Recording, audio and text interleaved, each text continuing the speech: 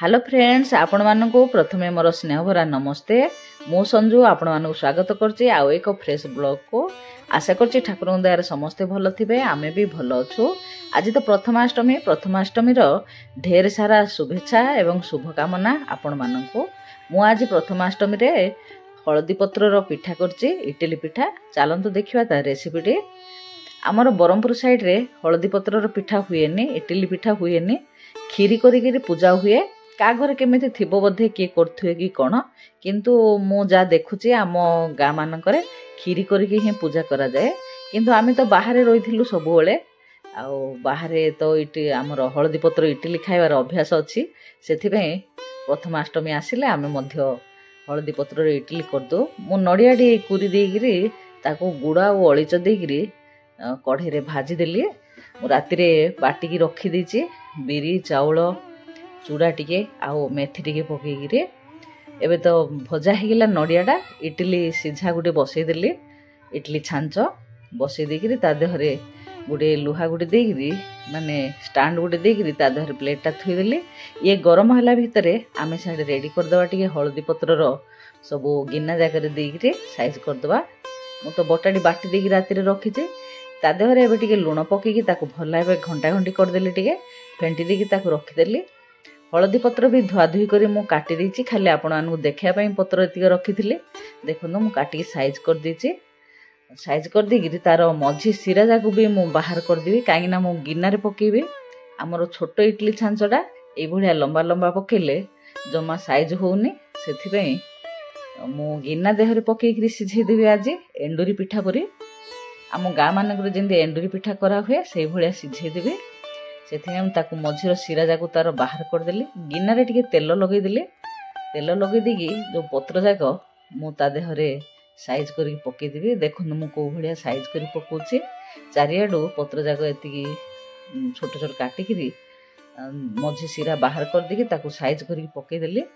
पकई देगी ता देहरे मु दे देबी आणटी को। आण दे सारिकी अधा अधा आण दे देबी, आउ अधा नडिया कुर दे सारिकी आउ अधा आण देबी। एबे पकई देली बिरी चाउल रो बटाडी को। मु आधेरे चूड़ा मिसई दीची, टिके चूड़ाटा मिसेले पूरा नरम हेगिरी पूरा पिठाटी भल होची। सेथिमे मु चूड़ा टिके मिसई दीची। देखंतु अधा अधा बटा दे देली। तापर नडिया कुर को दे दवा टिके साइज करिके।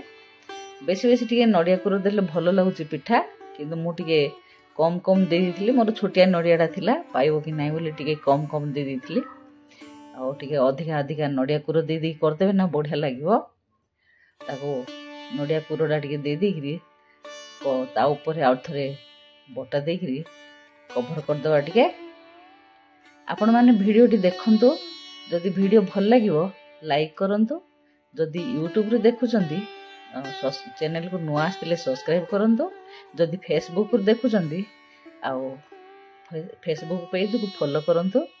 एबे मो बटाटी ऊपर भी दे देली। ऊपर दे देगिरी ताको सब जा चारटा जा गिन्ना रे से भलिया दे देगिरी। मोर तो चारटा जा गिन्ना भी रहिबोनी। इडली छांचटा तो पूरा छोटियाटा धीरे धीरे देगिरी सिझेबी। पानी ता भितरे गरम हो जाइए। मु रखी देली दीरा गिन्ना को, ताको घोड़े देली, कभर तार दे देली। ये सिझिला भितरे मो तरकारीटा को भी साइज कर देबी टिके। मो चटनी भी बाटी दीची, किंतु देखैनी। मु तो आगुरु देखै दीची चटनी सब थरे दी थर देखैची। सेथिबे मु आ चटनीटा केमिति बाटिली मु आ देखैलिनी।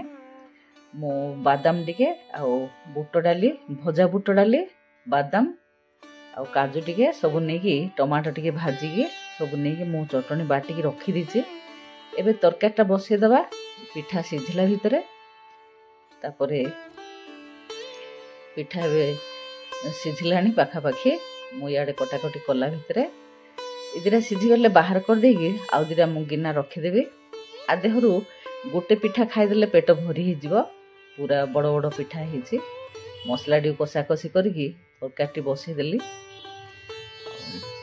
आलू मटर मु तो सिझे देइथिली, आगुरु सिझेई रखी देइथिली।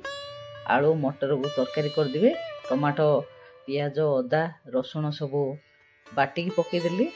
आज पियाज मु रसुण पियाज पकई दीची, कहीं ना इडली तो पूजा हेनी। तापर झील घर तो प्रथमाष्टमी नाही, ସେଥିପାଇଁ ମୁଁ ପିଆଜ ପକାଇ ଦେଇଛି, ଖାଲି ତ ଖାଇବା ପାଇଁ ବୋଲି, ନହେଲେ ପିଆଜ ପକାଇ ନଥାନ୍ତି। ଆଜି କ୍ଷୀରି ଯଦି କରିକିରି ପୂଜା କରିଥାନ୍ତି ଠାକୁରଙ୍କୁ ତାହେଲେ ପକାଇ ନଥାନ୍ତି ପିଆଜ।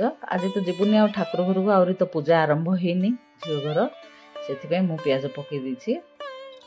ଦେଖନ୍ତୁ ହେଇଗଲା, ଭିତରେ ତରକାରୀଟା ବି ସିଆଡ଼େ ହେଇଗଲାଣି, ଆଉ ଚଟଣି ତ ବାଟି ଦେଇଛି।